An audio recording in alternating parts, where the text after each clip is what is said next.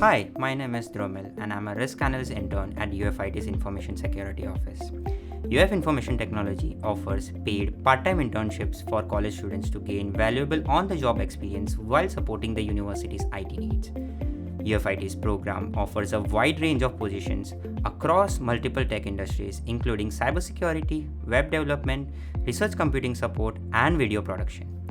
Our internship program is open to all students, regardless of year or major.